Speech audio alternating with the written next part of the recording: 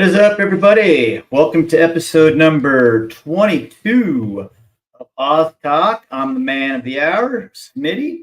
I got my sidekick, Ronaldo, here. Let's bring him in. What's up, dude? What's happening, buddy? Just trying to get through another week, get to the weekend, have some fun.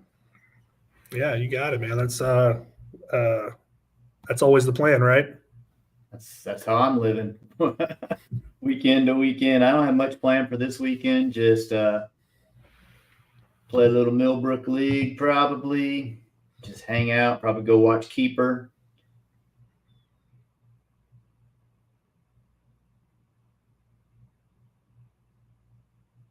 Uh-oh. You? Are you back? I'm here. Did I ever leave? I don't know. I did. I think you left. I'm back now. Back now. Yeah. I'm with you. That's pretty much my plans for the weekend. I planned to play keeper, and the field really didn't pan out for us old guys. So rather than spending a couple days out there and you know, I'm already away from the family enough, so I figure I can play a little Millbrook League, maybe swing by and watch a little league card action or something of the keeper, and still make a good weekend out of it. Yeah, I'm definitely going to get out there Sunday and watch try to catch the different groups finish and maybe the back nine and, just kind of see what's going on. Yeah, I'm with you. I'd be remiss if I didn't make mention early in the show. Here we are on the 23rd anniversary of.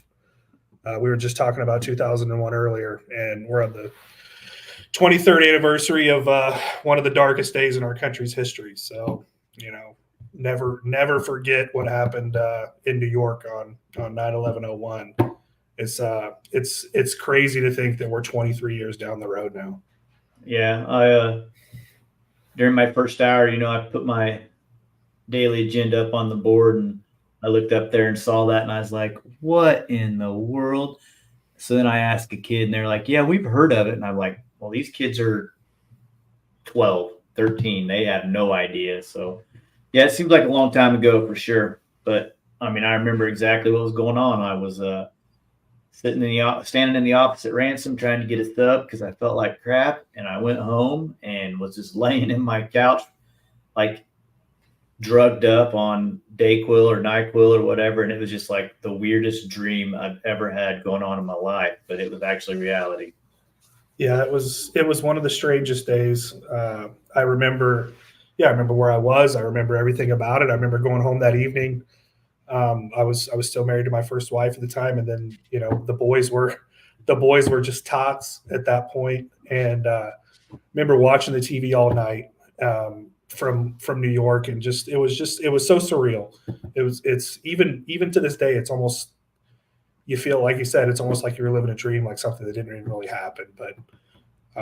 But yeah, I felt like probably needed to make mention of that. This is one of those, it's one of those things that, for those of us who lived through it, you'll always remember where you were. I'll never forget where I was that day and just the strange time. But, we powered through. The country came together. It was one of the darkest days, but it was also those weeks after were some of the most inspiring times that I've ever lived through. So right. Yep. Absolutely. So right on. Well, I think it's probably time to pay some bills. What do you think? Let's talk a little bit. Let's talk some Oz tour here. What's been happening? What's going to be happening? So on and so forth. So kind of a slow month this month. We only had, looks like 6 events, and although it was slow, the attendance at many of them was fantastic, dude. Yeah, dude. Look at that. Look at that. Look at all the KDGA players. I know. The players in total and the KDGA players. That's awesome. Yeah, really. They're really traveling to get those points and try to qualify for the finals, which we'll look at here in a little bit. But Craig ran the Bulldog Brouhaha down there in Attica. 15 players, 12 of which were KDGA. So, like you said, not a big turnout, but a tremendous turnout by the KDJ folks. And Craig and I are running the Anthony Open, not this weekend, but the following weekend. And PDJC tier at Anthony Lake. We're gonna have a good old time down there. So, head on down to Anthony. I think I might show up, man. It's since I'm not playing keeper this weekend, I've got an opportunity maybe next weekend to shoot down there, and I love that event. Won it a couple times. I'd love to steal another one away from you. So if you're showing up, I'd love to go beat you. I'll play 50. And then we have the Wheatland Open that Darren Bottom ran, and pretty sure that was in Bueller. He has, I mean, those Little River Bueller Hutch dudes, they are showing up and showing out. 60 of them in that little bitty course, half of which were KJ members. And then Darren went pretty much back-to-back weekends with the Marquette Meltdown the following weekend.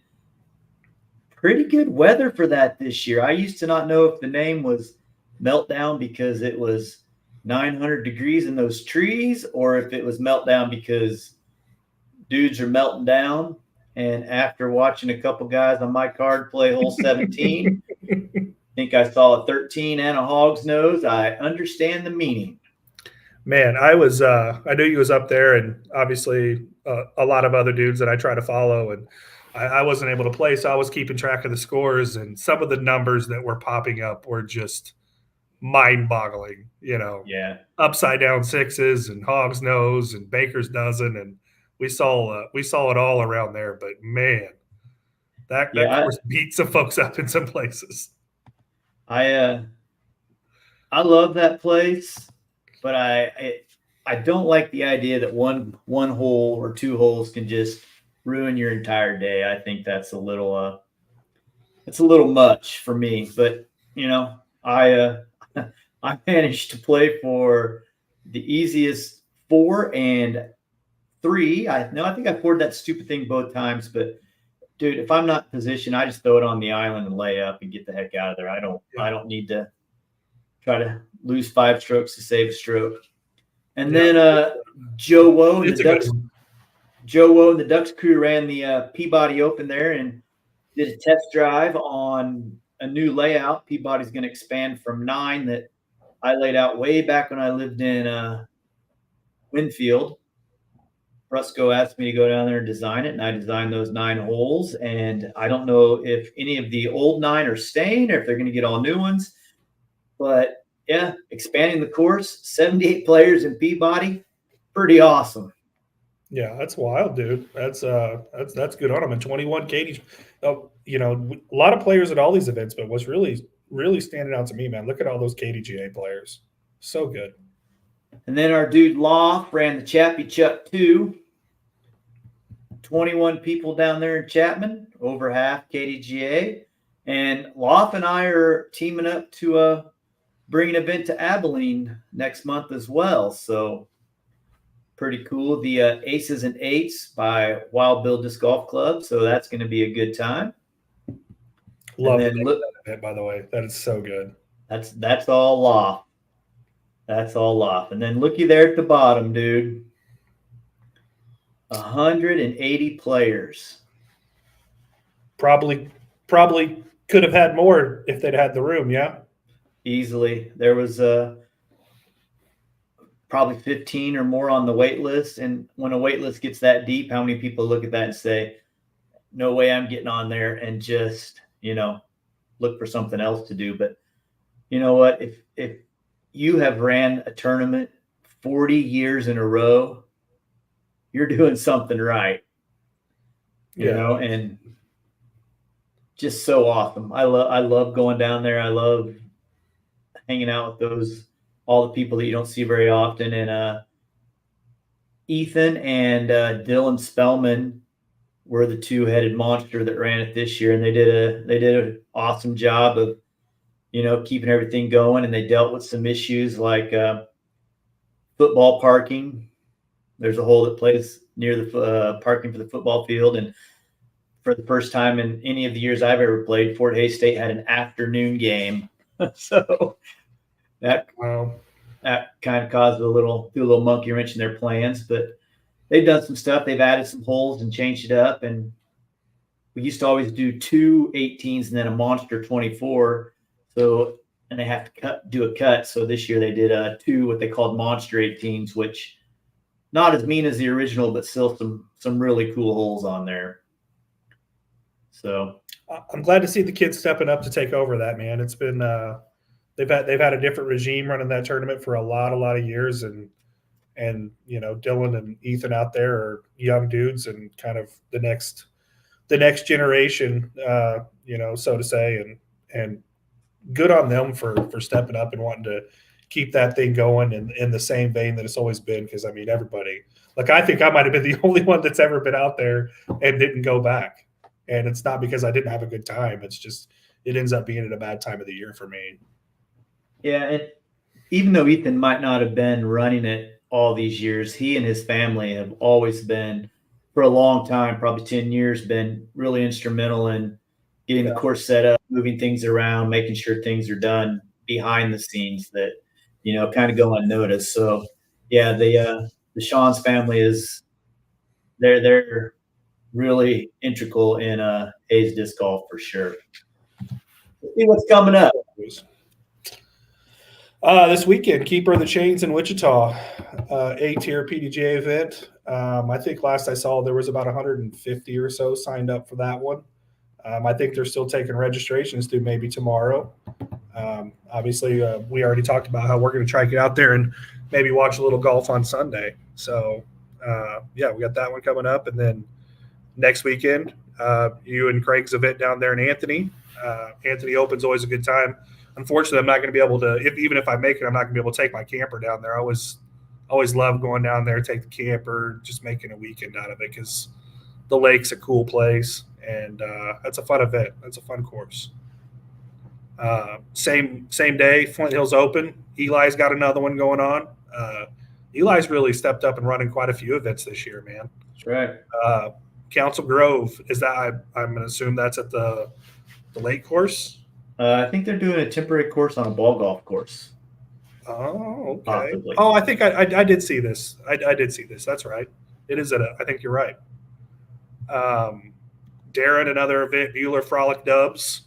A little Bueller course is cool, man. It's short and fun. So, and I know they play that thing on a pretty regular basis. Mm-hmm. Then Craig again, Mulvane Madness, October 5th. Everybody in our neck of the woods loves Mulvane. We wish it was a little closer, a little easier to get to.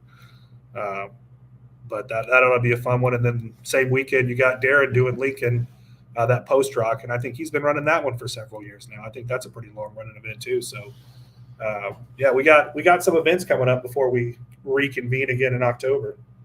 And I won't get to do either of those October the 5th events because I'll be hanging out with 40-plus kids in person for the junior state championships. So we still have some openings for that if anybody has a kid or knows a kid that wants to play. And don't let money be the reason they can't play, because we have multiple paid spots still available, and we'd love to use them all up. Air Capital Disc Golf Club gave us some money. We're going to have a big old pizza party and have snacks for them to take out the first round. So, yeah, it's going to be really cool. I got Millennium as one of the title sponsors. Kids are going to get an awesome players pack from Millennium that's going to include a disc and an umbrella. Lindy has she's kind of become, well, she's not kind of become, she has become the team manager of the Millennium Junior team, and she's signing up all these awesome junior kids around Kansas and I'm sure other places. So they were excited to be able to help us out with that. And then longtime KDJ guy Scott Reek and Under Par is going to hook all of the kids up with a special disc that was only available if Scott ordered so many of them. And, well, Scott ordered so many of them. So I think he said it was a Moonshine Air Sapphire, if I remember right. Okay. So here we go. We got Matt Newton on there, excited about the junior event.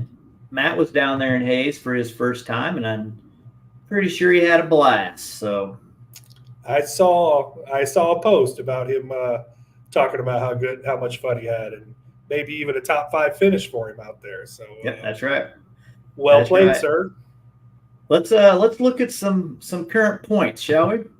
Let's look at it, man. We're kind of getting down to the nitty gritty. Yeah. Oh yeah. I mean, the open division is over. Tate's got this baby sewn up. As Forget about it. Start doing as the our boy artwork Vince now. Carter would say, it's over. Yeah. And then I mean, not a lot of moving in the top 10 there, but you can see Elliot DeLong is purple. The cool thing about him being purple is no matter what happens from here on out, Elliott's in on the last chance qualifier. He was the top non-qualified pro in Hayes. And even if somebody leapfrogs him and he drops to 15th place, he's still in. So that's pretty cool. And then speaking of Mr. Newton, there he is at the bottom of the MP40 division, the last currently qualified player who still can get knocked out. So Yep, that one is not a lock. Purple is a lock. Red is good. Purple's a lock. yeah, and you can see that Nate Taylor there snagged the last chance qualifier at Hayes with a second place finish in the MP40 division. So, and then Christina Miller didn't play, so she's still our only open woman. Looking at the MP50 division, we thought Joe Woe was going to try to give Darren Bottom a run for his money, but Darren said, take yourself back to Peabody and don't come around. Looks like the streak is going to continue. Yes. Yeah. Well, I think I might play 50 next year, but I'm not going to score no 600 points. I can tell you that right now. So, look at Mark Wisby. Look at there.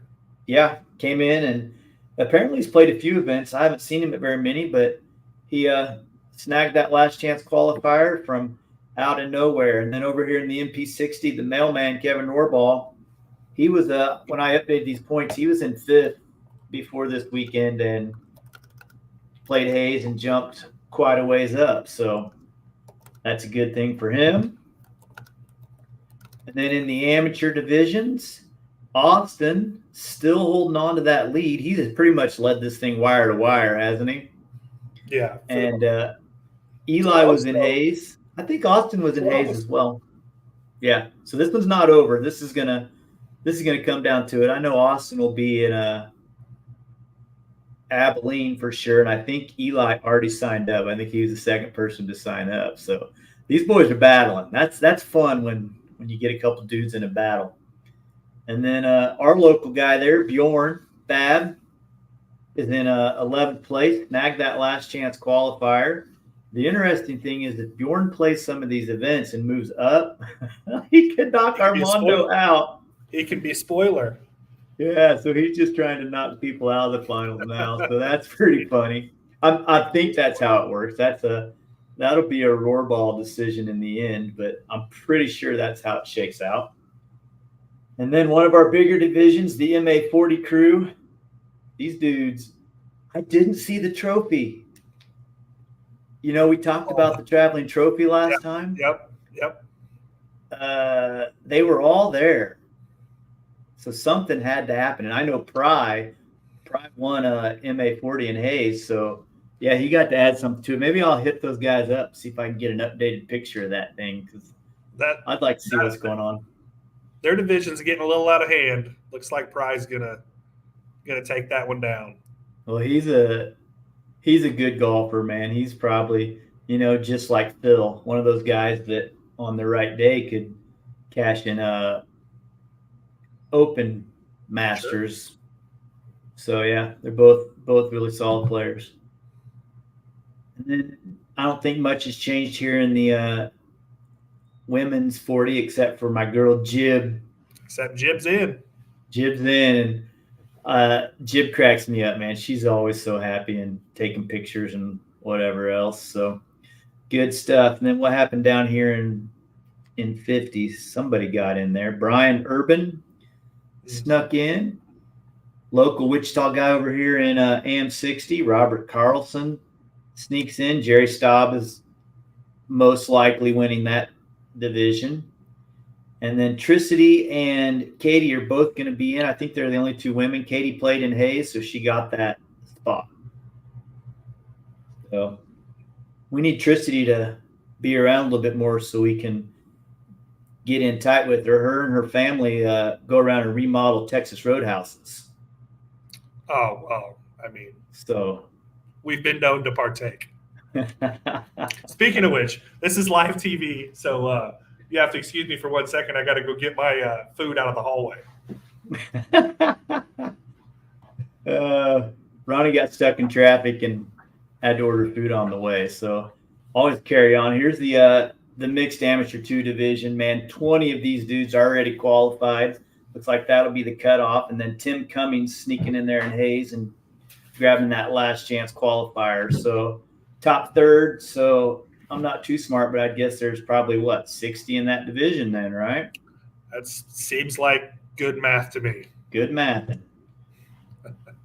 And then in the AM2 women, we got the Beatrice girls, who are both there in Hayes tearing it up. And I don't know if you knew, Ronnie, but I had Ivan on my bag all weekend. I saw that. And that dude spent so much time on his phone checking on these 2 ladies and giving me the scoop. It was awesome, man. He was so rooting for them the whole time. I almost said, "Kid, get out of here. Go watch your mom." But he didn't. And then look at this, my dude James Arndt. Or I don't think it's Arndt. I think it's Aldrich. James Aldrich. 8 years old. Qualified for the KJ finals. He signed up that day. This dude wins every tournament he goes to, basically. And the PDGA wouldn't let him play Worlds because he was too young. And he played 2 rounds at the Frontier Open on courses bigger than what they played at Junior Worlds. 2 rounds in 1 day. So, maybe they should make some exceptions for some kids, but I get it. Some 8-year-olds can't hack it, but this kid lives for disc golf. Well, we might know a guy. Dougie. Maybe old Dougie Fresh could get an email about that. I think Doug has probably some bigger fish to fry. I don't know. Seems like a big deal to me. Yeah. All right, and then wrapping it up, man. Here's the last chance qualifiers, so that people, if you're the top finisher in your division and you're a KDJ member before the tournament, you can be like some of those other guys, Elliot and whoever else we mentioned, James, and snag a guaranteed spot in the final. We got the Flint Hills Open, which is the event in Council Grove, and Anthony. So both of them. We got the Roundup and Thomas Park. So there you go. You play Anthony, you're in. I might. Well, I mean, I have a chance to be in. Well, Matt Newton's in. I'm already in. You'd be the last non-qualified player, even if you got last. There you go. Which is highly likely. It's a win-win for you. Sounds good. It might be on my schedule now. Right on. So I think it's time, man. I'm excited for this one. This is pretty sure our lowest PDJ number we've ever had. 2883. It's pretty low. That's low, buddy. That's low. So let's bring the dude in, shall we? He's been here for a while. Let me see. I want to rearrange this a little bit. What's up, CD? What's going on, CD? Howdy, Smitty. Nice to meet you, man. And that low comment was not in no way in reference to the stature of our guest. Don't worry, I'll make the first short joke. So is CD the lowest one we've had? What's Bruce's number? Bruce is pretty low. I don't think he's this low. Maybe he is. We'd have to. Most people don't stoop. Check the tape. 2883 that's a good one. That's a long ways back. What year did you join the PDGA, CD? Well, I think it was 18 or 19, probably 86. 80. Lower. Let me see. Had to have been probably 83, 84. 84. Other regional players very, very close to my number are Rick and Lynn Rostein. Of all people, Sam Farrens. He's like 28-72, I think. So, yeah, I think I'm in good company. Yeah, for sure. So I guess we didn't introduce you. This is Dwayne CD Steiner. Not a Kansas resident, but important to disc golf in the Midwest for sure, and somebody who I think that Kansas needs to know. I mean, Kansas City's basically Kansas, so we'll take you in. Well, I was born and raised in Kansas. Check. Lived in Kansas until 92. Check. So, you know, that would have been 29 years old before I left the state. Well, we don't have to change the name of the show then. We can right. keep it. And I'm not far. I'm just a few minutes across state line. So we claim right on. Well, before Ronnie fell down. Fell up. New computer. Maybe that wasn't Dr. Pepper in that bottle. So, well, CD, we start every show the same way. 3 from the tee. A series of questions that Ronnie asked you and has asked every single guest up to this point. Okay? So we're just going to go for it, and this is how we start. Okay. Ronnie? Those 3 questions. I see it here. Do you remember your first disc? And do I still have it? I don't even have to ask it. CD's already got it under control. It's been a busy day. I'm still rolling. My first disc. My mom would take us kids to Steve's Shoes in Mission, Kansas. And for every pair of Keds tennis shoes, that's Keds, you would get a little flying disc, frisbee disc. I mean, a flying saucer frisbee disc. Like probably about 19.5 centimeters, so they're too small for PDGA play.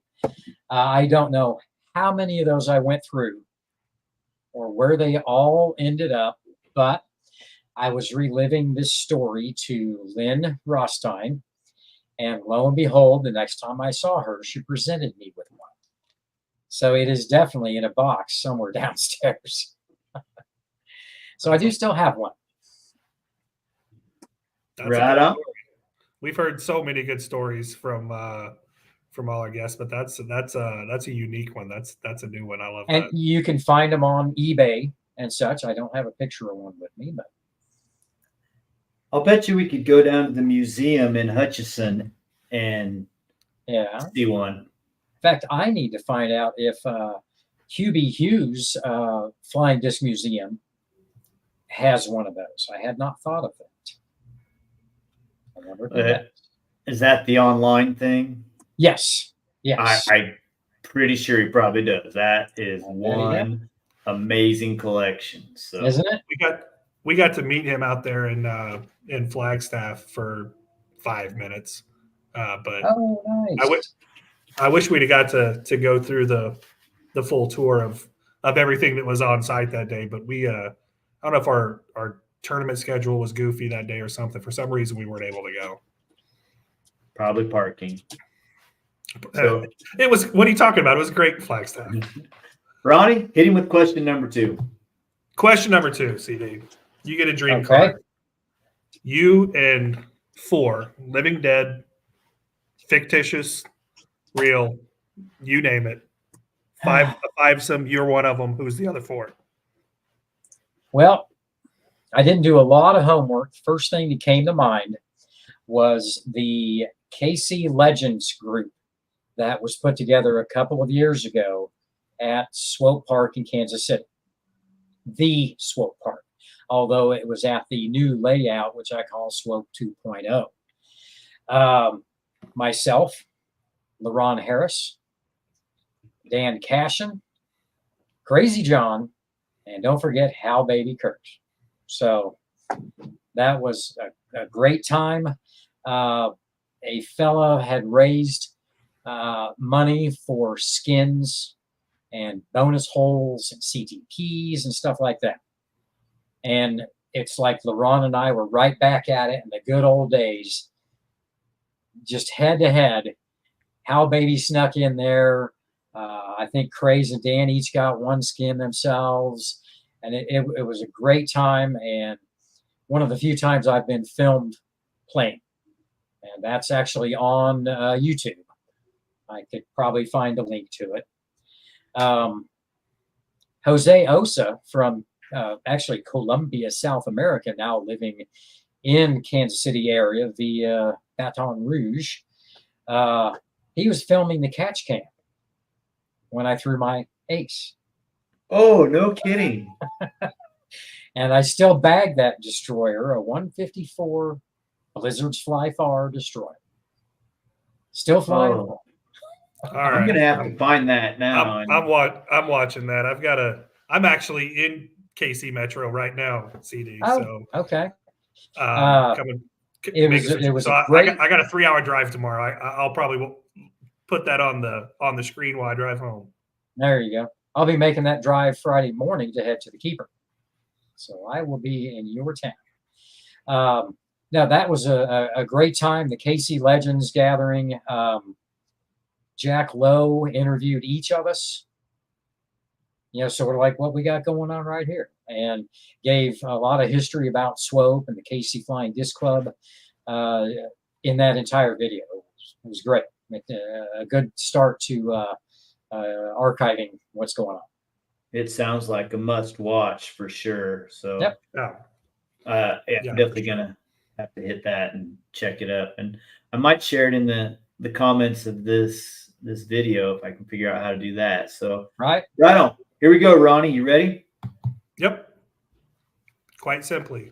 I say quite simply, but it's often a difficult one for people to narrow down. But your favorite disc golf memory? Oh my gosh. Well, I just added one to the list, and there's so many, but I'm going to beam with pride. I have right here the trophy from the 1989 Lightning Open. Get the glare off of that thing. My first A-tier win. And yes, the little basket houses a sweet Leinenkugel's Mini.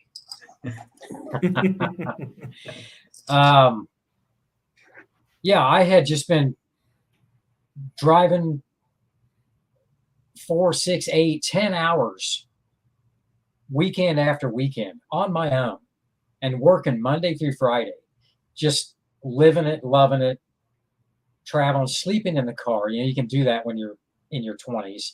You don't even think about it. You wake up and go, no yoga required.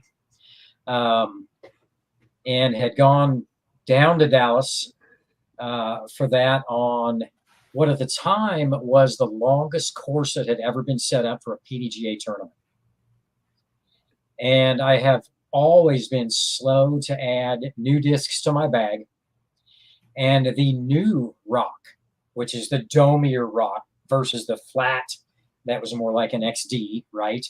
The new rock had been out for months. I would assume that winter it was released. Well, it was so doggone windy down there. And I'm watching everybody else pump this thing, just throw the hell out of it. Like, okay, I guess, if I want to fight this wind, and I've always been a good wind player, and the heck if I didn't pick one of those up, and it truly made a difference. In fact, it went right through the middle of one of those trees because they're 90% air down there. And that surely helped me tie Eric Marks to go into a playoff, which, let me see, even before the playoff happened, Rick Rothstein in his Disc Golf World News magazine had snapped some pictures and captioned, he's easy to look over, but don't overlook him. And I think that was a little before Greg Hosfeld gave me my nickname. We'll come back to that. So Eric Marks, the local top pro in Dallas, had never met him. Again, did I mention I was sleeping in the car over and over? Actually, not that weekend. God, who all else went? Otto. We had a hotel. Oh my God, road trips with Otto. Great times, great times. Eric and I go to a playoff, and God, I'm trying to remember so many events. I don't think that was a playoff.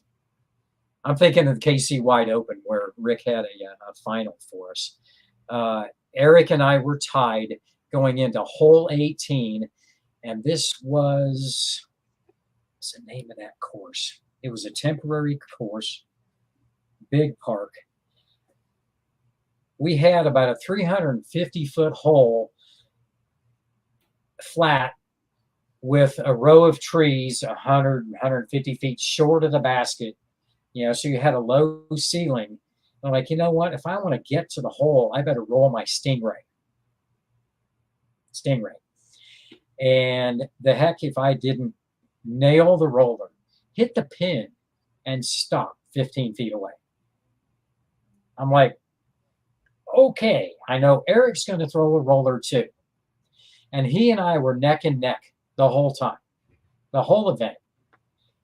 And he misses the pin on his roller by that much and kept on going. Like 70, 80 feet. Didn't hit the comeback. It's like, oh my God. Amazing. And I really hardly knew anyone at the event. I may have played with them some. This was 89. So this is one of the first summers I was really out touring, just driving all around by myself. And Andy, help me out, Andy from the women's flying disc in Houston. No clue. Drawing a blank. Her husband, Don. I'm sorry, Andy. She was down there, and I mean, just a lot of people that I know now.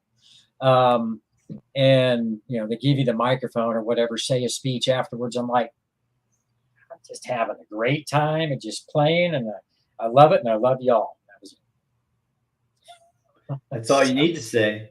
Yes, sir. That was it. That's why we're here. Collected that $180 paycheck and started driving home. Did you look that up on PDJ? No, I'm just guessing. That's probably about what it was. Well, 180. That was a good one. If it was 180, I mean, that's a heck of a weekend. It was an A tier. The park, W.W. Samuels. I don't think there's a course there anymore. I've never listed all my courses. I probably have 300 plus. I don't know.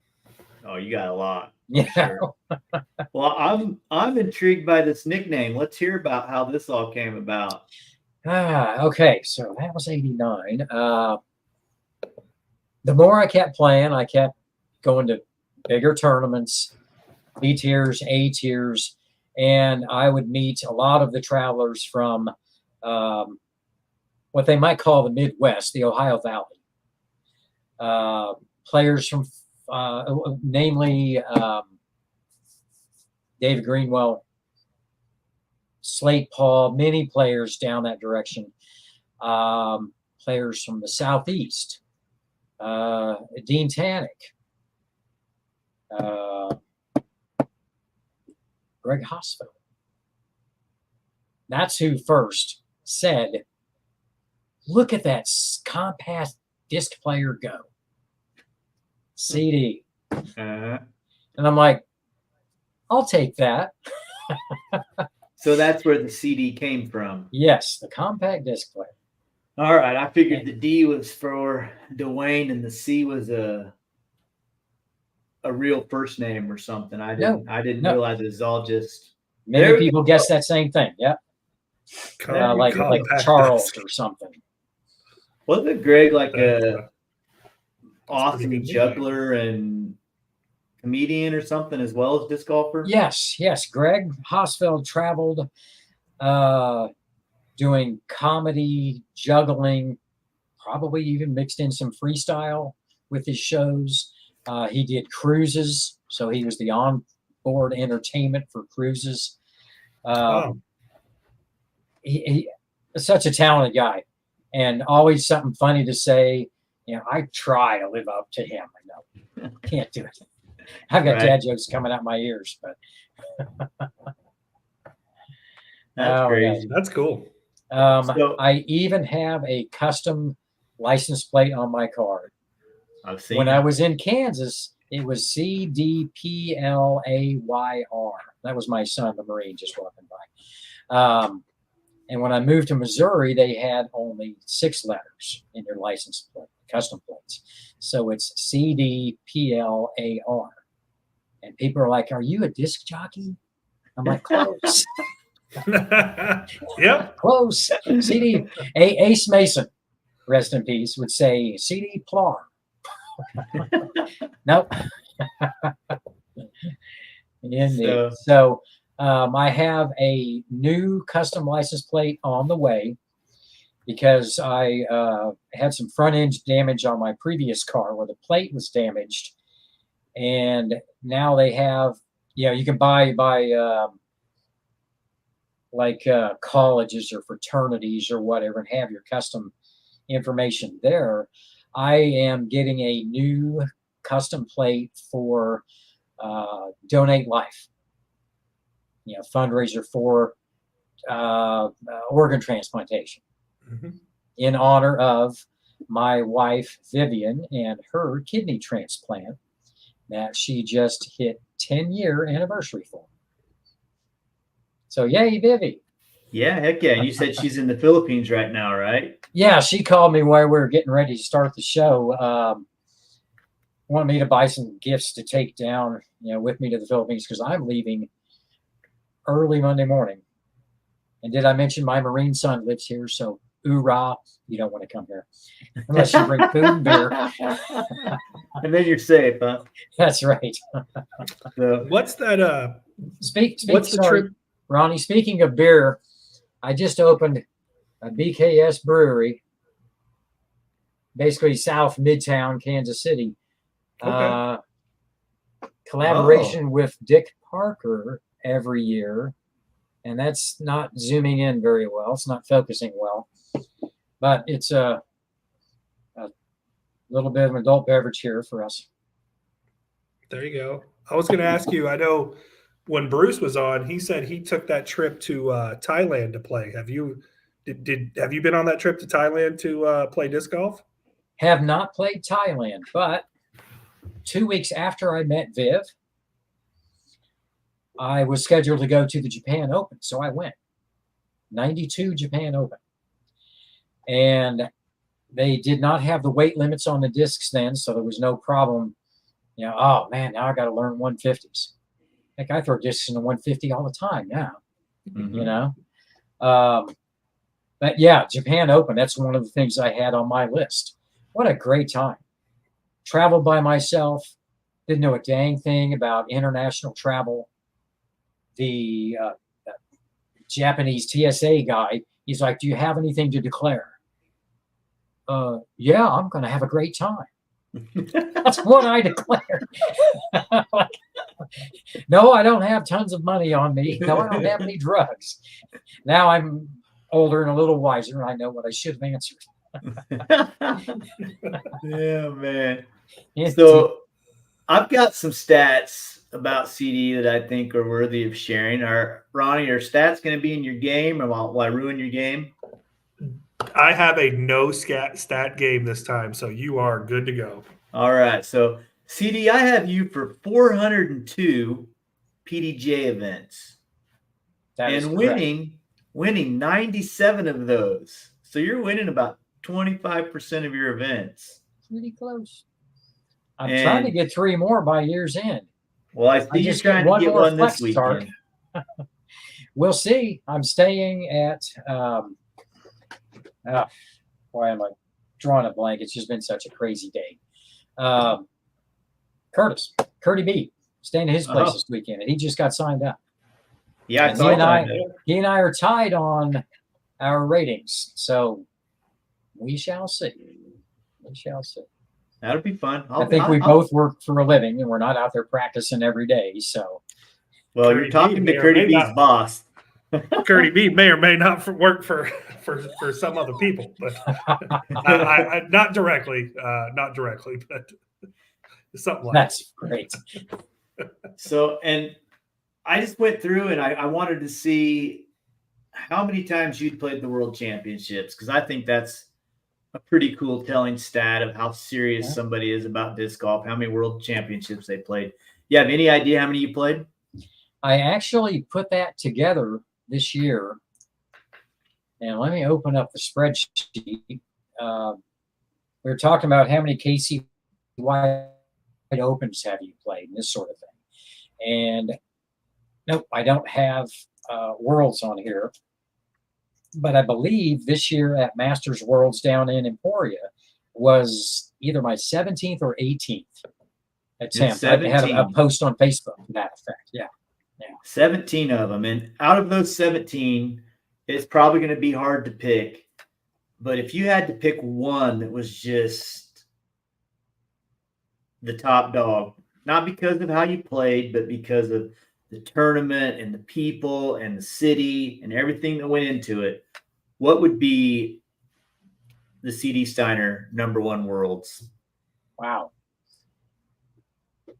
Can you name a few? Well, I went to 10 in a row, starting in 85. So Tulsa, Charlotte, I think Iowa, 87. Dayton, Ohio, but it was 87. Do you have that? I don't. I just have the dates. You did go to Ohio, though. I know that for sure. 88 was Cincinnati. 89 was Ohio or Iowa. 90 was Phoenix. 91. See, now it's starting to get old. That's a lot to try to remember when I didn't have it written down. Good golly.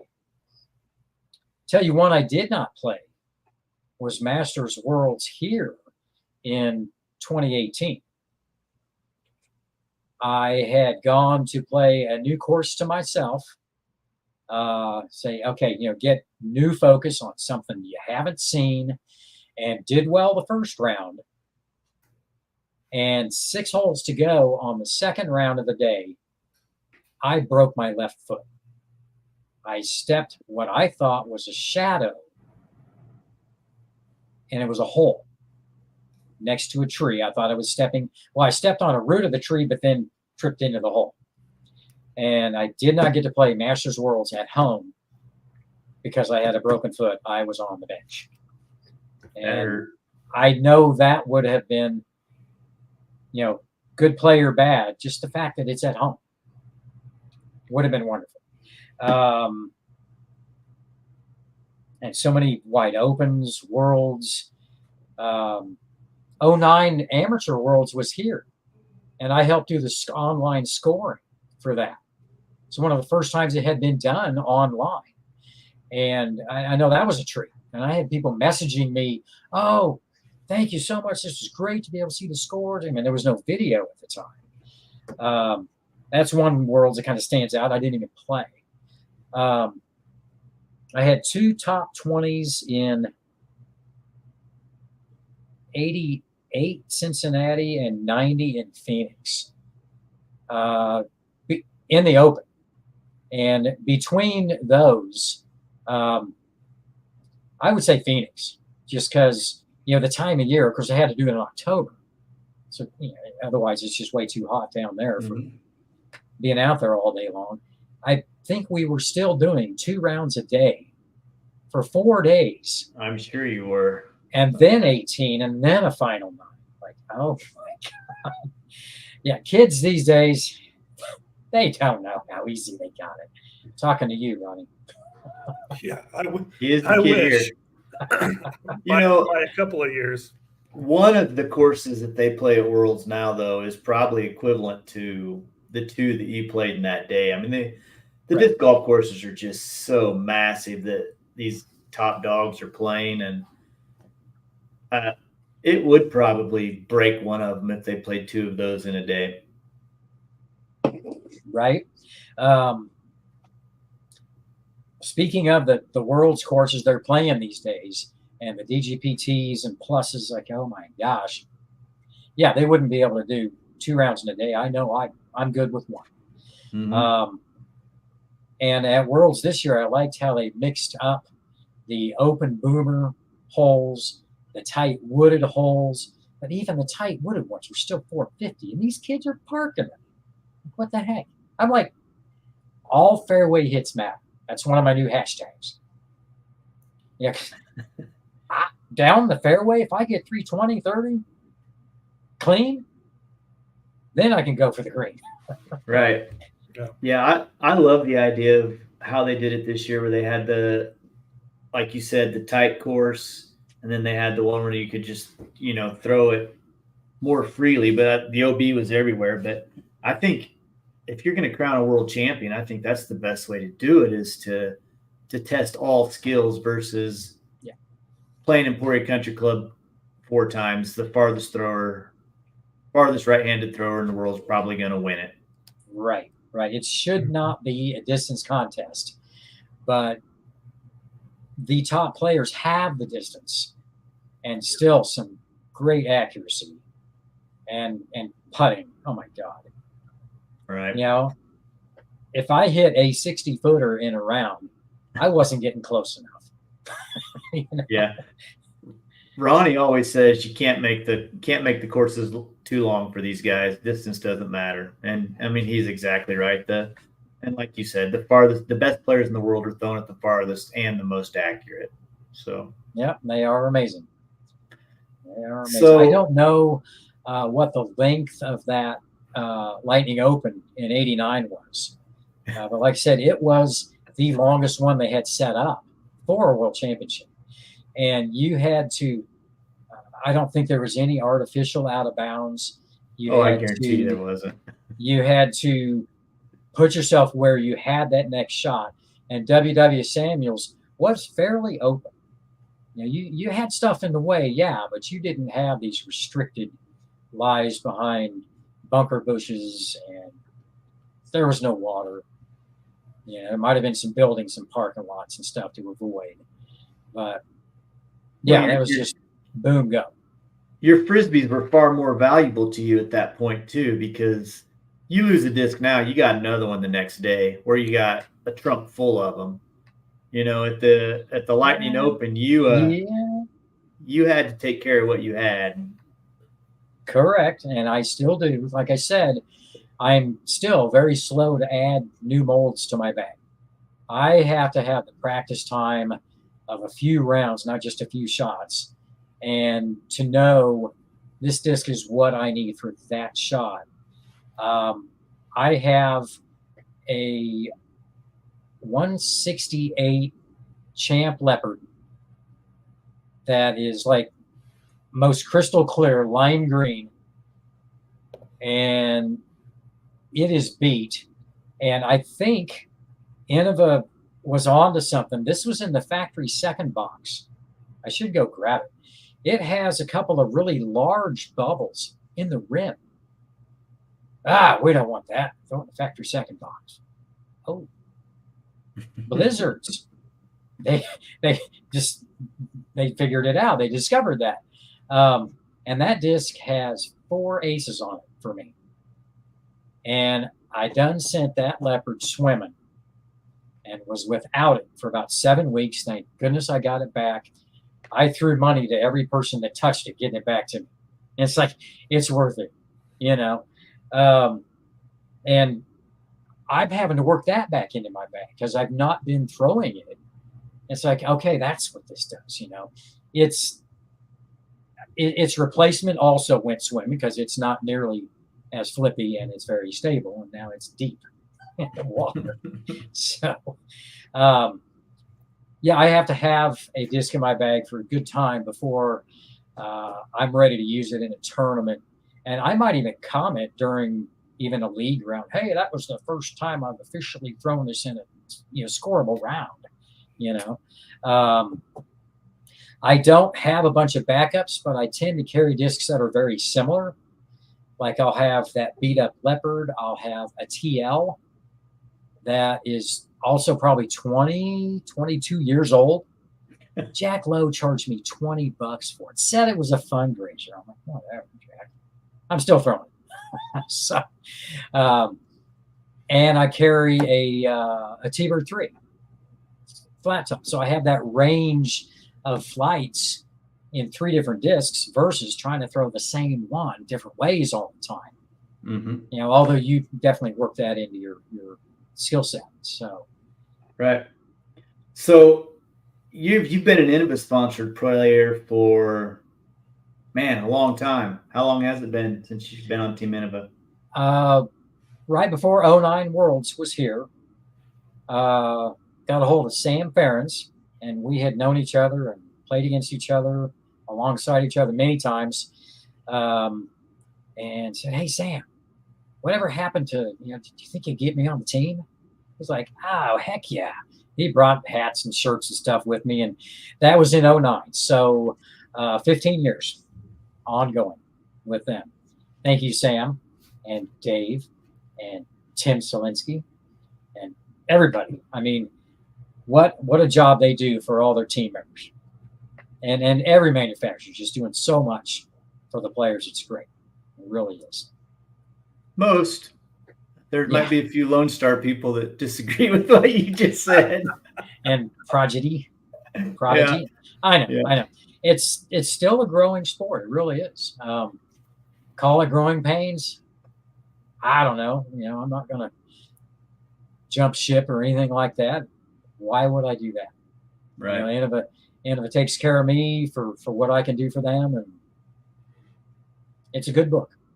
There you go. So you've played with some dudes, man, in Kansas City. There's some serious ballers there.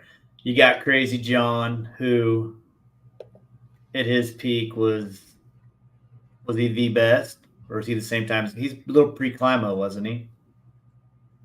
He was right before and during Climo. Okay. Yeah, back in Crazy's top day, I couldn't beat him. I'd say I was beating myself, but I wasn't at that level very many times. And there were some C tiers, maybe B tier around town where I might best him, or a league night or something. But for the most part, he knew what to do. And I kind of think I'm almost there. You say I've won about 20, 25% of my events, but and I've had a really good year this year. And it seems like late July through August, I might have a little letdown. I don't plan on it. It just kind of got to refocus. And some people, they just go all the time. And that's Crazy John.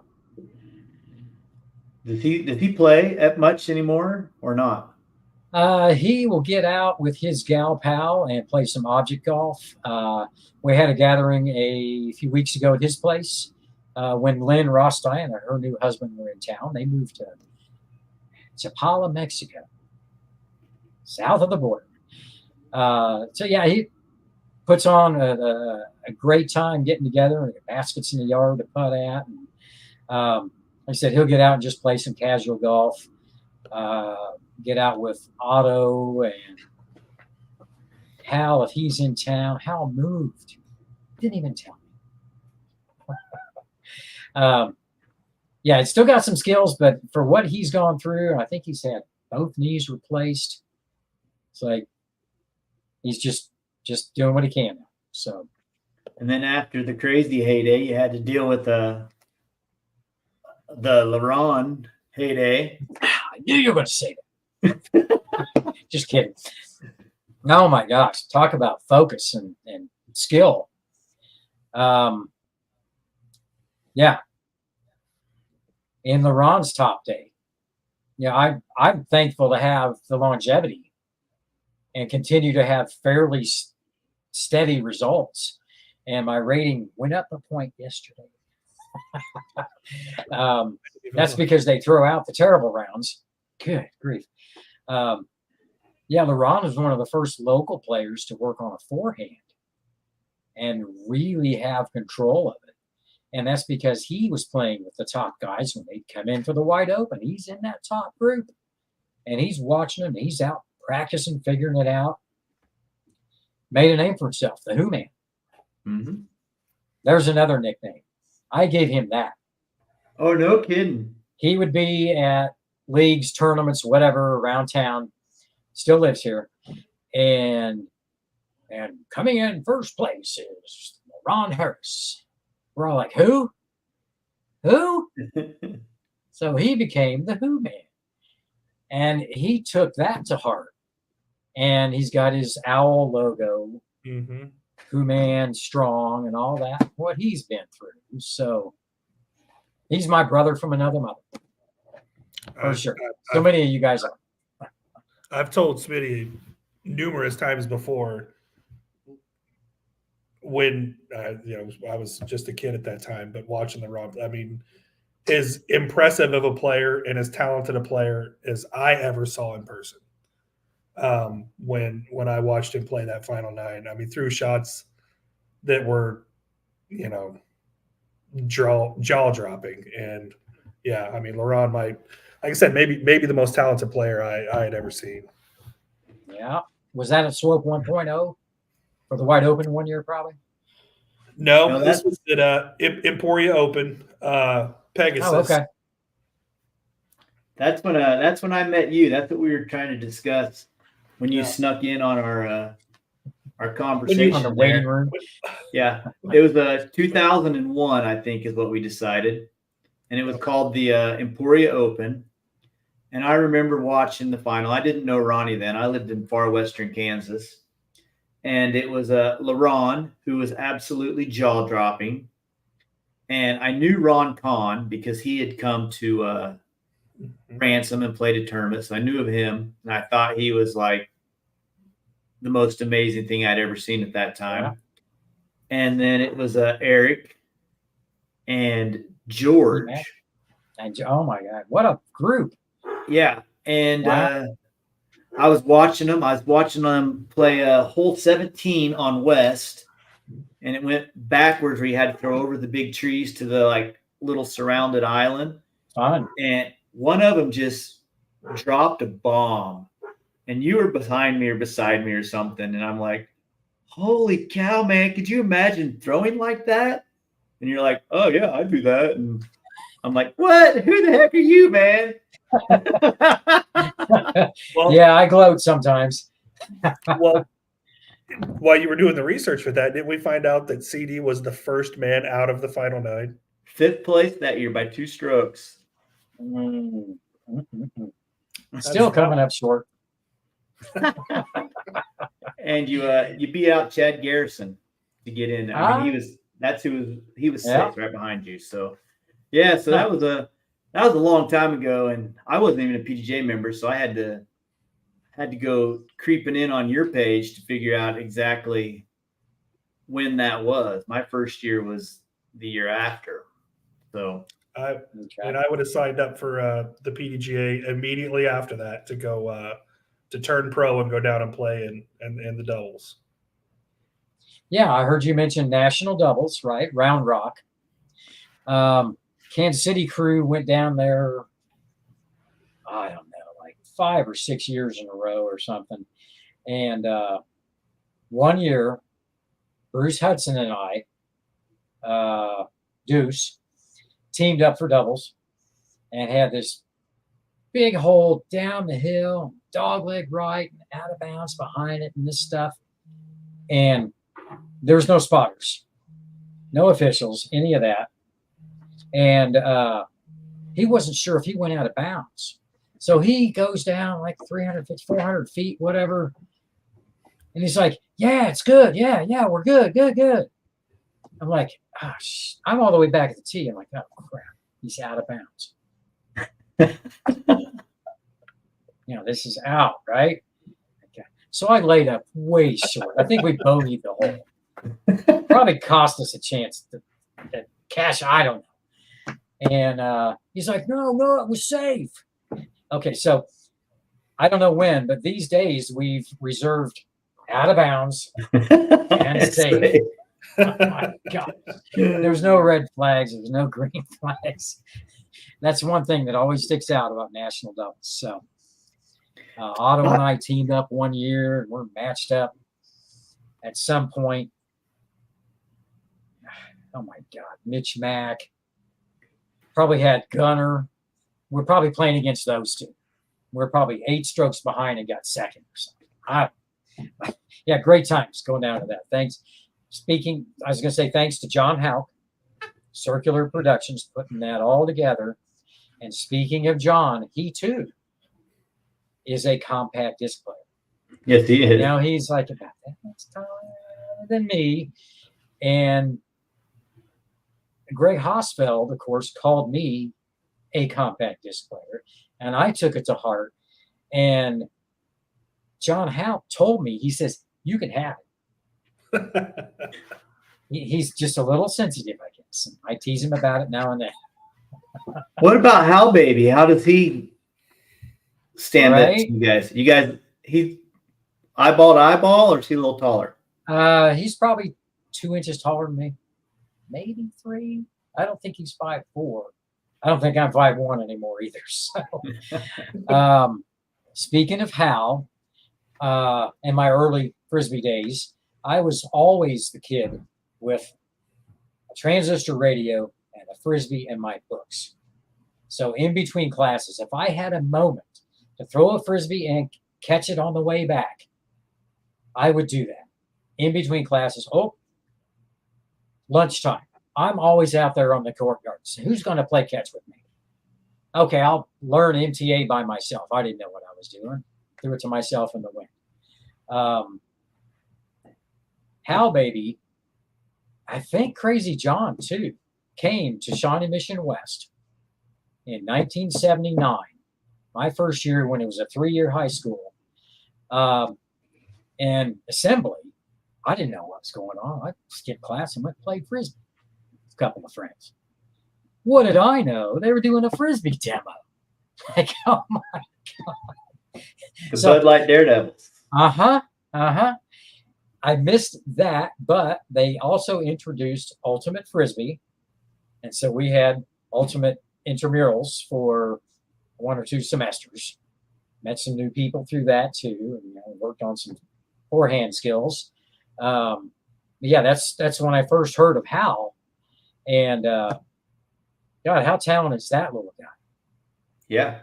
All the freestyle he could do. You've probably seen a picture, if not a video, of him doing the backflip to catch the disc on the way to him. Oh my God, so much fun. I messed around with a little bit of freestyle. Had a Pira disc that had a pyramid in the middle of it. That's how I learned. Just sitting in my room in the basement with the music cranked up, and spin that thing up and see what I might do by myself, and try to show off in a crowd. I didn't know what I was doing,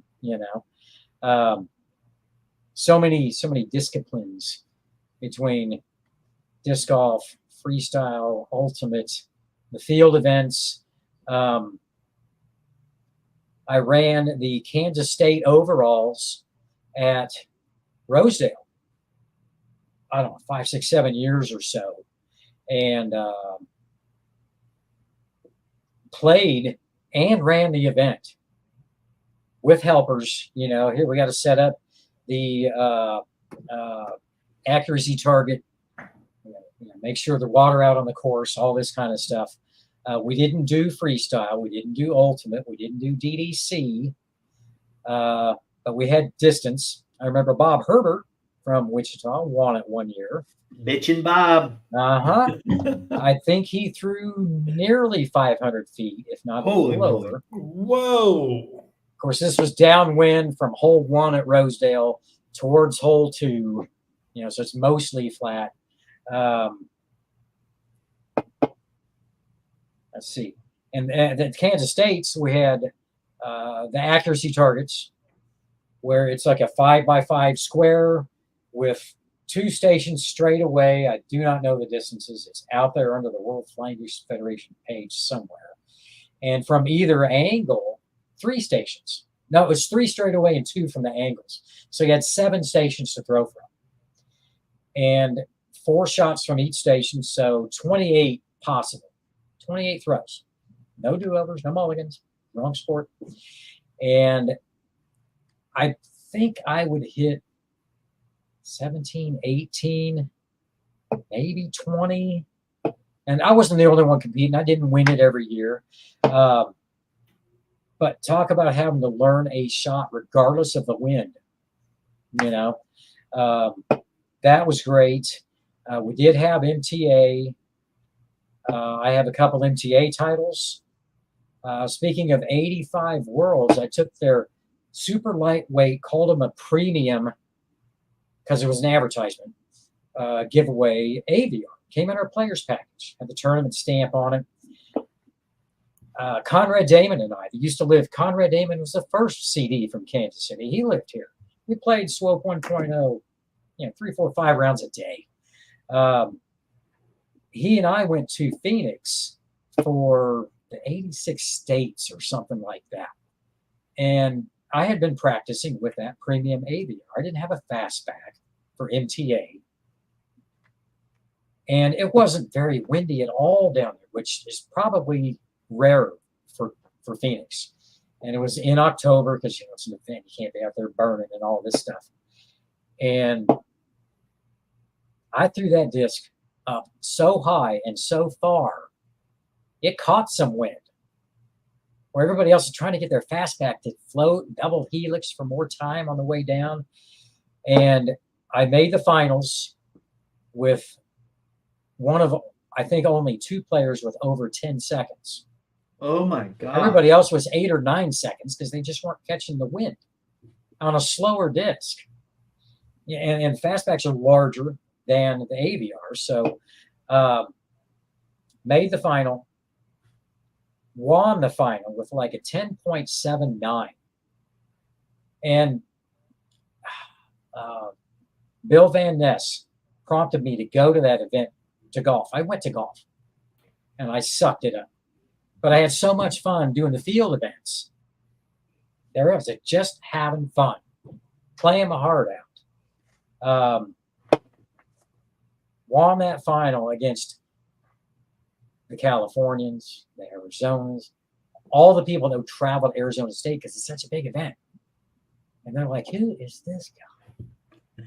Like, he's just the guy having fun. And that's how you win. I've never actually seen an MTA competition.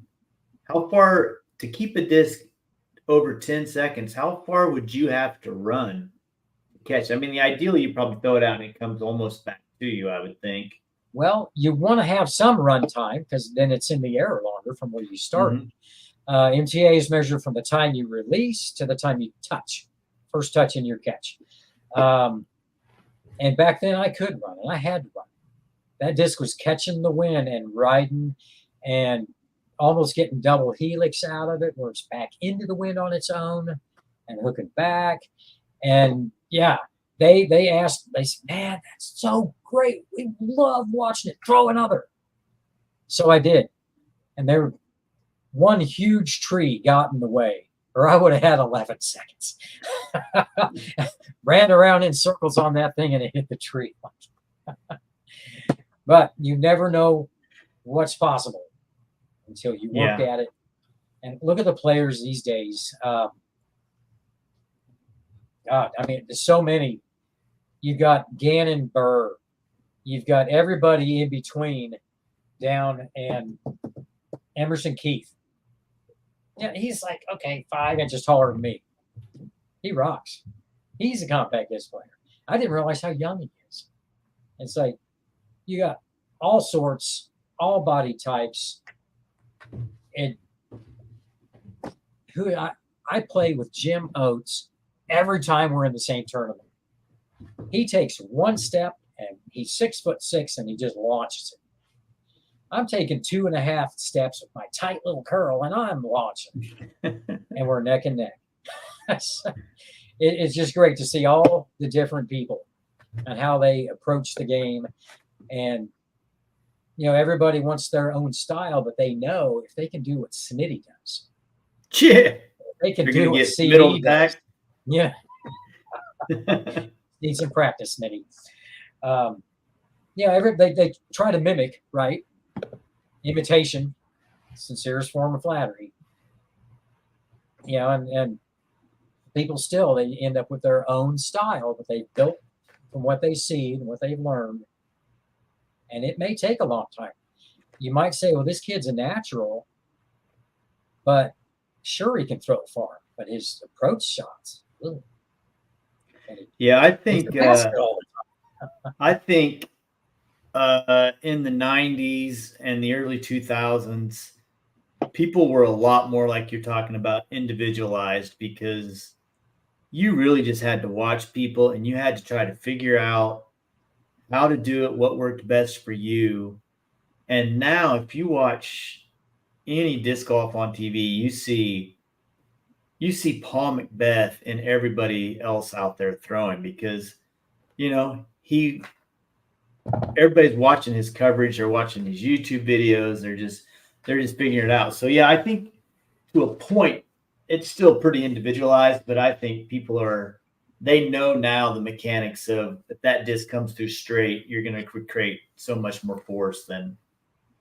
And why wouldn't you, right? Yeah. Why wouldn't you pull from the best players or the people that you perceive to have the most efficient form or whatever like that? Excuse me. Like you said, when I first started playing in the late 90s, it was, you had to, we've talked about this kind of stuff before. You had to find someone you thought was pretty good, watch what they did, try to mimic or come up with your own thing. And a lot of us had our own thing, and you don't see that as much anymore. You still have your outliers.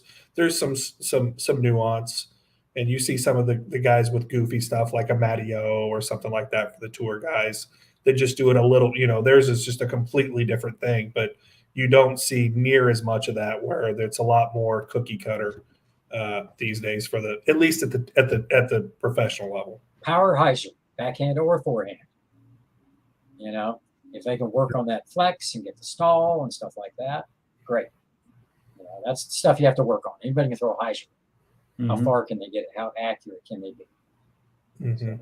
I'll tell you the one individualistic thing about CD is, I was playing with him. It has been a long time ago, and it was windier than crap. And this dude had like a 60 to 100 foot up shot, just a little touchy up shot. And I would have been peeing my pants. And this dude just takes it and throws it left-handed right to the bucket. And I'm like, what did I just see? What the heck happened? Because he's right-handed. So cheat code. I'll tell you the story on that. Yeah, let's hear that. Let's see. Viv and I met in 92. I went to Japan. We got an apartment in 93. Still in my string of worlds, 10 worlds in a row. 94 was the last worlds of those 10 in a row. First year for Port Arthur, Texas. John Houck ran it 2 years in a row. We went in 94. Shortly after that, my right hand, I was developing carpal tunnel. And pins and needles and lack of strength and all that.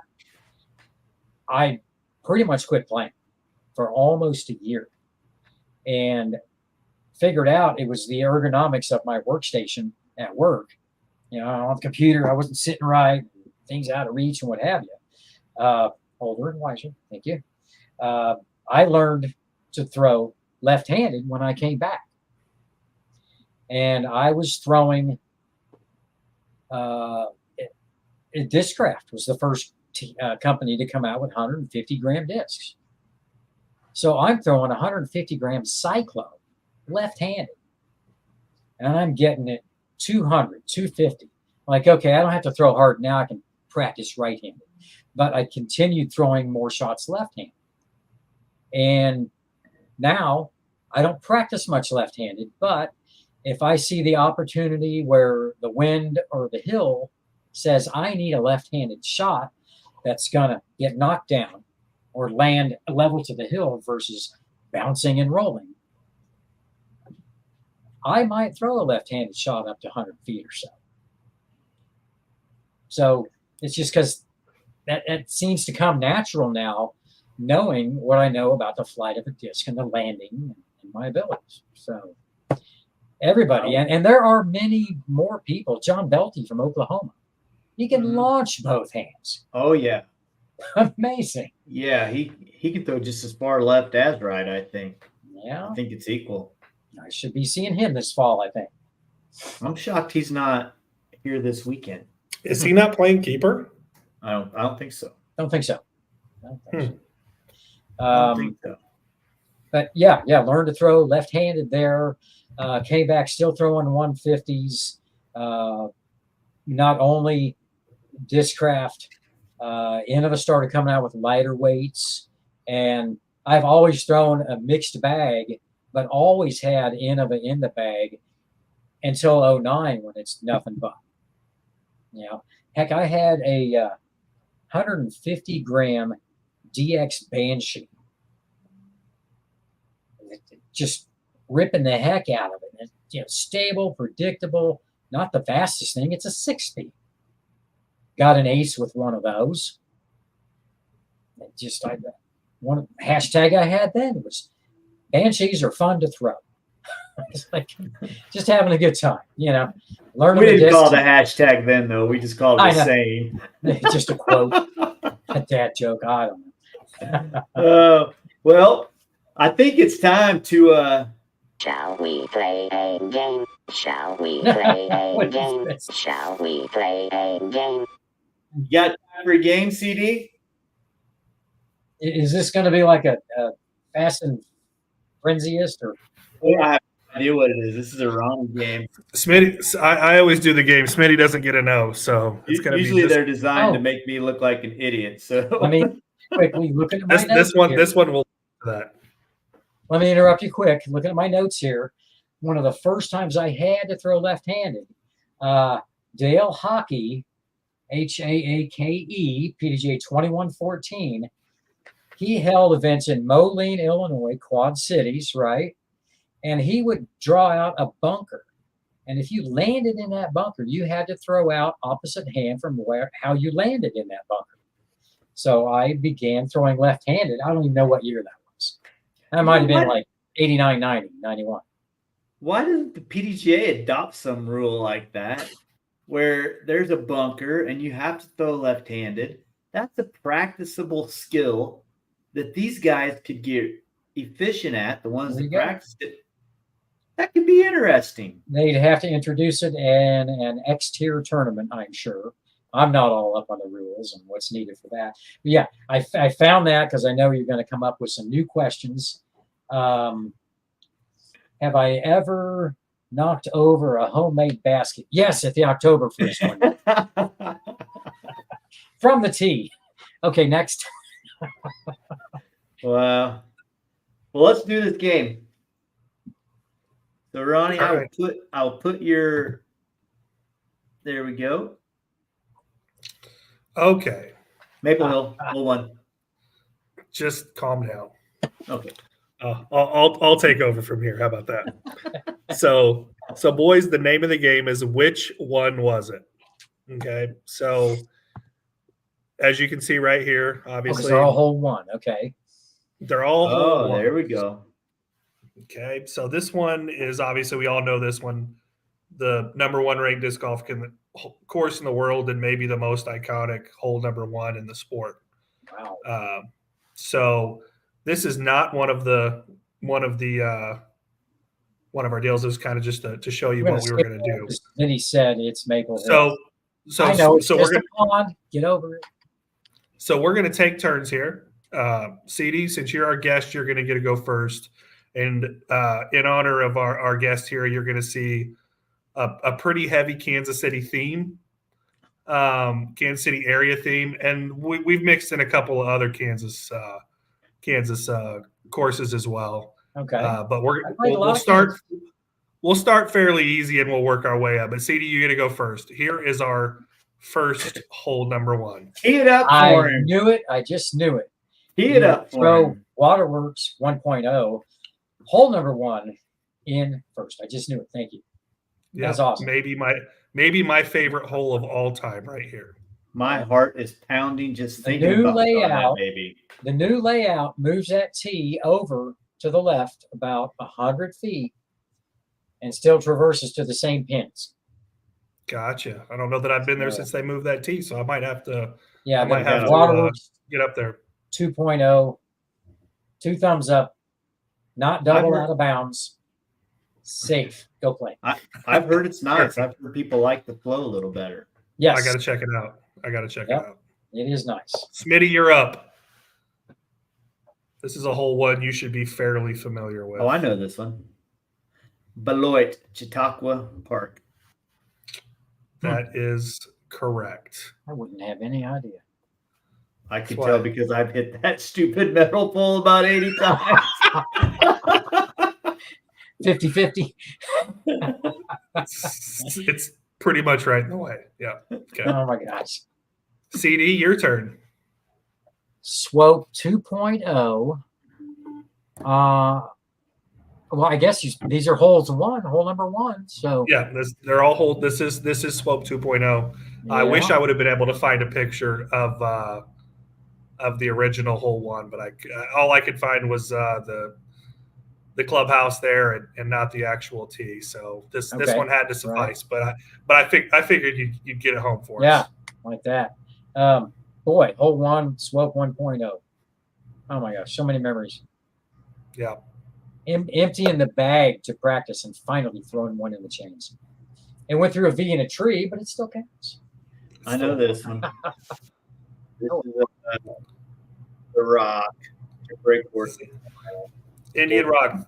CD, did you ever get to Salina, Kansas to play this event? I have played it once or twice. Oh. Maybe the event just once. I know I went out there with Randy Downtown Brown, stayed at his place, so it would have been 92 or 3, maybe 94. I don't remember this shot, though. Well, this course is only in the ground one weekend a year. Oh, okay. So you're teeing off on top of this the tallest mountain in Salina, Kansas. Nice. Across this pond to that opening where you see that little dirt path over there, and it's wow, it's fun. It's pretty awesome. It's one I figured when you said you weren't sure that it was probably a no, because had you played this tournament you would 100% remember this one. Wow. All right, they're going to get a little tougher, boys. I softened this up at the beginning, but it's okay. It's going to get a little harder. I'll give you a hint. I don't. Harmony Bends. Harmony Bends from the. Is that right? That's correct. Oh my gosh. That is correct. Wow. CD, how much have you got to play at Harmony? Being it's right at 2 hours from home. I rarely make a road trip over there. But I have probably, I don't know, 15 tournament rounds over there. So quite a bit, especially in the last like 3 or 4 years. Yeah. I got 2 rounds in there this year, and I think 1 more on a flex start C-tier. So it's fantastic. I surprised myself on that. That's looking back at the tee pad, isn't it? It is. It's looking from the pin back. But I tried to trick it up a little bit. Yeah, it's kind of off to the side. So I took, there was 2 pictures I could take. I could use. I stole it straight from UDisc. It's kind of a little bit turned a little bit, so you can't see to where you can't. Yeah, see the gully, the drop off right in front of them. Yeah. That's what threw me off. I'm like, but still, that's Harmony. You had it. I was going to give you a hint. This one wasn't quite Casey area, but I knew you'd probably been there. Spitty, I don't think you've played Harmony, have you? I haven't played, but I knew what it was. Oh, you goodness. Did. Sure you did. I'm saying, Smitty, you've not played Harmony Bends, but people say, CD, you've not played Eagles Crossing up there in Missouri. I'm like, no, I haven't got there. There's so many courses. I haven't been there, but I have played Harmony, and I think it might be my number 1. Yeah. What the heck is wrong with that thing? Peter Pan. What is wrong with that basket? You That's picking on Peter me? Pan. Aaron? That is definitely Peter Hey, CD, we got one for you. We had to fit the picture to the page. Sorry. That's fine. That's definitely Peter Pan. You're getting a C- in my computer apps class. And that wasn't even my turn. Sorry. I knew that one. Oh, this is I know Rosedale. Rosedale 01. Up That's top. an easier one. That's an easy Yeah. And that's from the old pad. one. Mm-hmm. Yeah. New pad's just a little bit left. So Smitty, you're up. CD, I'll let you steal if Smitty don't get it. I'm going to 5. I think I played this. It's Kansas City area course, isn't it? It is correct. Olathe. It's is that Olathe? It's not too far from where I'm currently at. I think I feel like I played this when I was there for when I I first believe- moved to Newton. CD, correct me if I'm wrong. I believe this is a Scott Reek design. Yeah. I actually had to think of the name of the park because I don't get over that. Oh, I'm gonna I've say only played here I'm one gonna time. say Prairie Oh, go Center Park. Yeah. That It's is out not- of the way if I happen to be near. I missed. What is it, CD? Heritage Park. Heritage Park. Correct. It is Heritage Park. Um, I haven't played it. one year It's a pretty playing cool the course. event I there. like it. Yeah. Here about 4 years ago, I was playing the event, and my dad, still living, just turned 83 Saturday. I got him and my twin sister to come out and walk the course as I played. They caught up to us on like hole 9 or something. So there's a good memory for Heritage Park for me. There you go. Indeed. All right. CD, this one's on you. This is not a Kansas City area. This is another one we had to fit the page a little bit, but I was thinking down under for all the leaves at Rosedale, but not It's not. Kansas City. It's not with that unit. I'll give you. It is in Kansas. Topeka? I'll give- Topeka, Wichita. Not Wichita. I wouldn't think Atchison.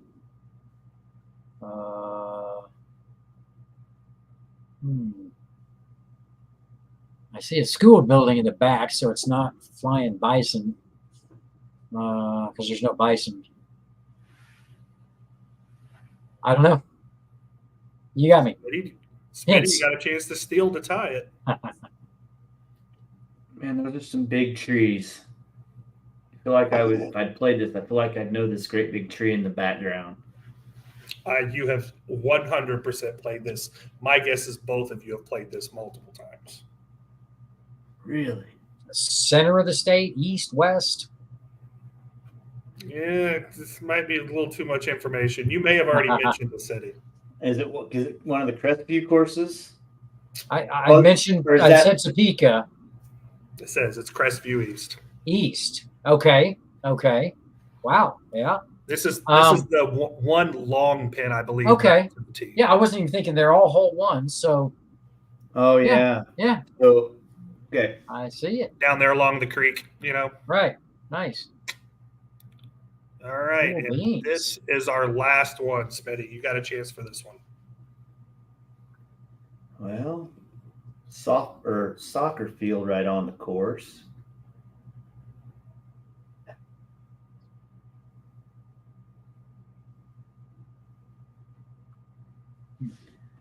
Did I know it? Have I played it?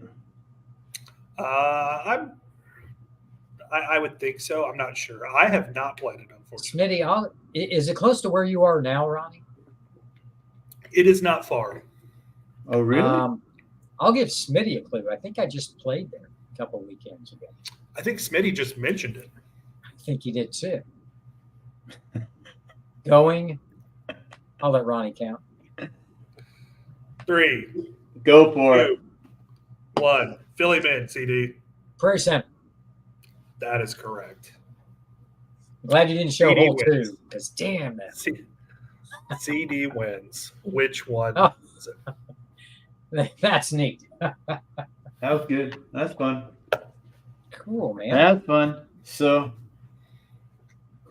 well, I have a picture of the trophy. Let me see if I can get this trophy picture. The one we talked. Yeah, I saw your stuff in the background. I had to show off because you don't want to see the rest of my The AM40 guys. Yeah. Let me save this baby. Oh, I think maybe I saw someone text me. Maybe it was Neufeld. It was. All right. So let me see if I can. I was unable to connect YouTube for commenting. Thanks, Isaiah. Oh, we have one here. Throw left-handed, dude. CD. Unless you are left-handed. Yeah, I will throw a left-handed shot if I think I'm going to pop it too hard on the right-hand forehand. I don't want to just lob it, but I want it to be smooth and soft, and I don't want to, hit it too hard. So that's one reason I might throw a lefty. I don't know what this left-hand or forehand thing is, so I'll take your word for it. I can't get it up here. So, anywho, CD, man, thanks for coming on. That was fun talking with you, and I'll see you this weekend at some point. I'm sure I'll make it a point to come out there and watch you a little bit and root for you to beat Curdy B. Do our darndest. Do my darndest. I want to throw out a couple of quotes here that I had, especially in the last 8 or 10 years with the developments in disc design and how far the darn things can go. If I threw then what I throw now, you know what I'm saying? I used to throw a classic rock, like hole 6 at Rosedale, straight up to the original pin on the flat by the ball diamond. It's like 320, 330. Like, man, I got a club way up now. It's like, good grief. I used to pin that with that disc. I didn't write it down, but I just had it. Oh, I was speaking, I might throw left-handed if the hill or the wind says, right? But you guys probably know this, and many people probably figured out, but never said it. Without the wind and the hills and the trees, this game would be easy. I'll leave you with that. that seems like that might be a shirt. I love you guys. Nice to meet you, Ronnie. Thanks for doing this. Appreciate you coming on, man. It was a good time. It was a really good time. Right on. Sure. So, all right, CD, safe travels, man, on your way to Wichita this weekend. And like I said, I'm looking forward to coming out and seeing you. Do you like street tacos? Absolutely.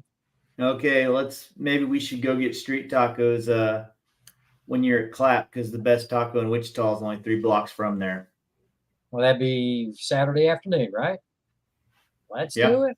All right, let's plan on it. So I want to invite you guys and everyone to attend the next possible Kansas City Wide Open. Always a great time. Speaking of that, DGPT has set the Kansas City Wide Open back on their schedule. That's great. Yeah. I want to give kudos to the entire crew, Jerry, Tina, everybody that's been doing the Wide Open the last number of years. It has been super. And to work in Bad Rock Creek at Stocksdale Park, Liberty, Missouri, 18 minutes from my house, I'm just going to have to sign up and play, donate or not. There you go. I'm going to play the big course against the big guys one more time. Kevin Babbitt gave it a run this year. Oh my gosh! Congrats to him, man. Yep, world champion, man. Yes, he is. Yes, he is, and that's his disc right there. Ah, sweet. Little pig. Yeah. So, all right, boys. I gotta go. All right. Great time. Yeah, man. Thanks again. Glad CD. everybody tuned in, and I cut my hair for the show. We'll see you guys soon. Thanks. Later, brother. See y'all next month. Cut.